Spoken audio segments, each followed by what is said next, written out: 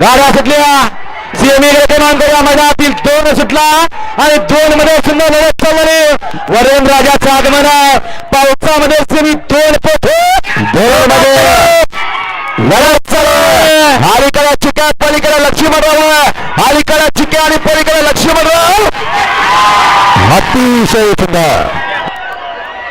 लढत झाली काका की परंतु शेवटच्या क्षणाला अनुभव कामी आला